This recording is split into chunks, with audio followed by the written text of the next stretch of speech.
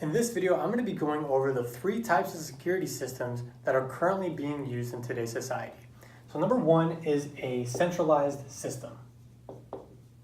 Okay, centralized system. The second one is a decentralized system.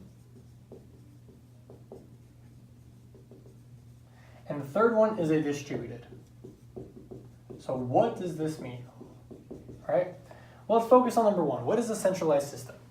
A system that is actually under one hub that holds a lot of information or access to a lot of information. So it looks something like this. You can think of it as an octopus or some sort of, I don't know, some sort of squid or something. It's under one hub and has access to a lot of different departments, a lot of different information. These can branch off into their own. It just kind of depends how the system is set up. Basically, if you hack into this, you get access to everything. If you think of Equifax, they had that massive breach for credit card information, and that's all they hold. So they, they got in here and got access to a lot of the information, a lot of people's information, and Equifax was able to shut off half of it, right? Was able to shut off parts of it, but it was already too late. So for a decentralized system, this has major hubs that aren't really all intertwined, but they all work together and they have different tasks. So this one may be for a bank like home auto loans. This may be like business loans. This could be credit cards, and this could be some other information or some sort of other kind of loan or whatever they're working on. But basically, if I hack into this section here, these ones are all safe, but this one I just got all the information from here. So it kind of separates and kind of has like an equal balance of power and access, right? But a distributed system, and this is what Bitcoin and blockchain run on, are all connected, and no one computer or piece of the network has access to everything. So if this computer gets hacked, the whole network continues to run, doesn't affect the whole network.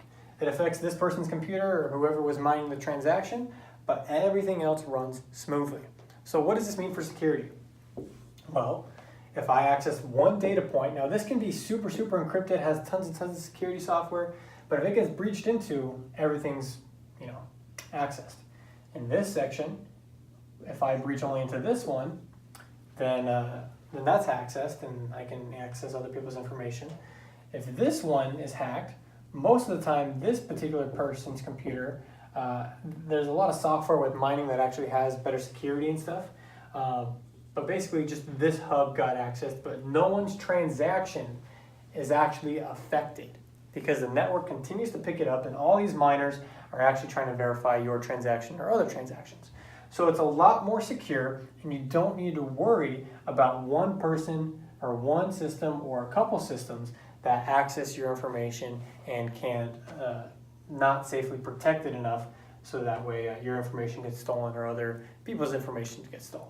So distributed for blockchain and cryptocurrency tends to work well. Now these systems, there are purposes and uses for it.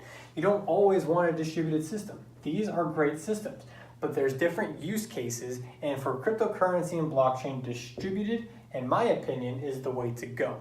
There are some projects that are being developed that will have like 12 hubs of these things and will run a decentralized network off of that, and a distributed network off of that. But in my opinion, I think distributed kind of works the best for security, but for this project that they're working on, it'll kind of make it a little more faster for a proof of work algorithm and stuff. So once you guys get more advanced, you'll be able to see how these systems work a little bit, but these are the major systems. This one is, I believe, for Ripple. Ripple's a little bit more centralized, but most of the cryptocurrencies will have one of these two systems.